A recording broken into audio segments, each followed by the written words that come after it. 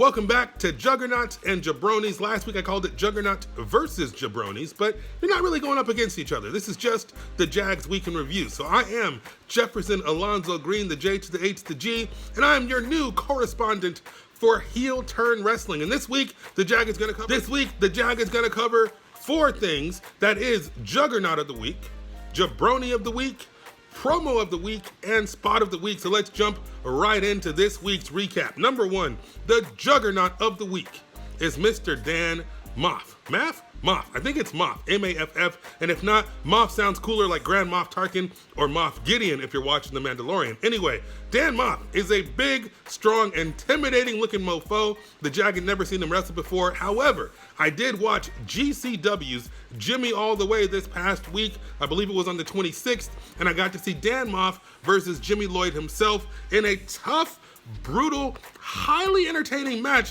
where the unstoppable Dan Maff was just beating the stuffing out of Jimmy Lloyd for most of those parts. Jimmy Lloyd made a good showing of himself. Homeboy's a lot more agile than I thought with some kicks, some high-risk maneuvers, a lot of light on his feet moves. Jimmy Lloyd moves a lot better and a lot faster than someone his size probably should. So kudos to Mr. Lloyd. However, Dan Maff is not to be trifled with. This man put Jimmy Lloyd a burning hammer, not one, but two. The first one on the mat, the second one through a door.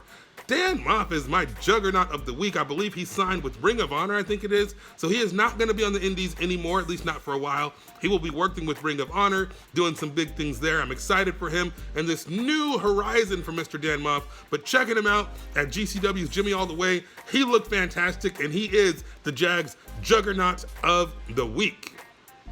Now, for your Jabroni of the Week, I've got to talk about one person who I've never even seen this man wrestle. I don't know much about him. If you know about Make Me a Fan, you know the Jag is a former WWE homer. I am a WWE faithful. However, the Encyclopedia Picturis is trying to show me the world and show me life outside of the E, so I will eventually get to this man, but he's on my list for a very different reason than his prowess in the ring. The man I'm talking about is g-raver. I'm guessing that's how you pronounce it. Perhaps it's Graver, but it's G-raver. G-raver is a moron. He is a mouth-breathing idiot, and I say that because he is taking on Mr. Jim Cornette. Now, G-raver, send me all the hate mail you want, but I'm going to educate the people on why this is a really bad idea. First of all, love him or hate him, Jim Cornette is a successful icon in this business, and the man has probably made more money than Mr. G-raver has in his wallet.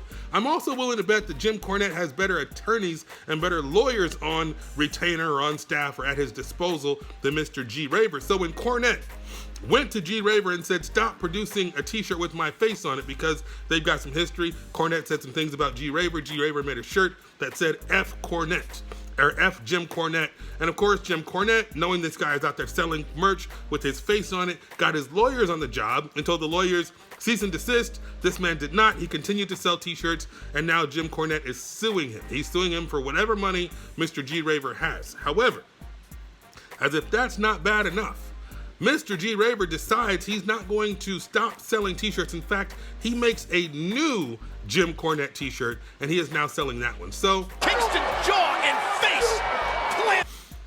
Damn. I mean, really? You messed up, you got in trouble, but instead of saying, hey, I learned my lesson, you decide to double down on your stupidity. Now, Mr. G-raver, I don't know who you are. Feel free to bring all the hate you want to @AKA The Jag on Facebook, Instagram, and Twitter. However, I will say this, Jim Cornette's lawyers are going to have a lot of fun with you.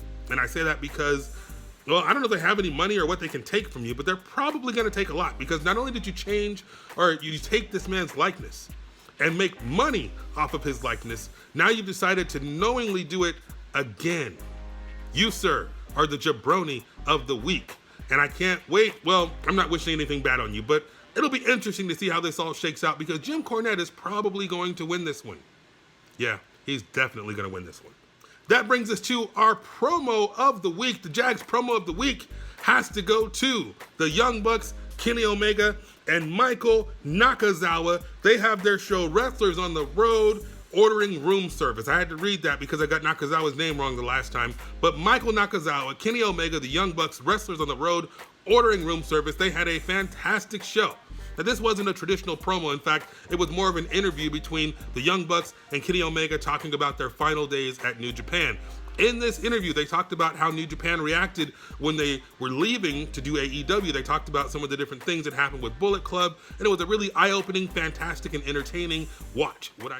What I mean by that is the Jag learned something about the Young Bucks and about Kenny Omega, and I really got to really kind of experience their personalities. I'd never really seen Being the Elite. I never really watched that stuff. I just know that these guys are the ones that do all the flippity-dippity, and of course they're the head honchos at AEW. I've got no beef with the Young Bucks. I got no problem with Kenny Omega. I think Kenny Omega is fantastic. The very first episode of Make Me a Fan was Make Me a Fan of Kenny Omega. However, hearing their story and how they were kind of disrespected and mistreated by New Japan when they decided they were going to go ahead and move forward with this that they were going to go ahead and move forward with AEW really kind of made me feel sorry for these guys. And I don't think that was their motivation. I think their motivation was to educate and explain some of the things that happened in the past, but they made me a believer. They made me a fan of them as people. Now, I watched some wrestling matches with the Young Bucks, and some were good, some were not so good.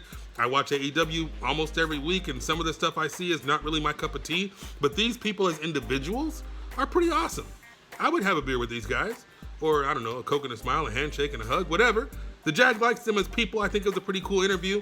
Therefore, I think it was a pretty decent promo. Now, perhaps promo isn't the right word because it was more of an interview or more of a feature show. So the Jag is going to give you a co-promo of the week. This promo of the week goes out to Mr. Joey Janela. Because it was a simulcast between GCW and Beyond, Joey had some time to kill in between matches. And so they gave him a microphone and a Bud Light. They put him in the ring.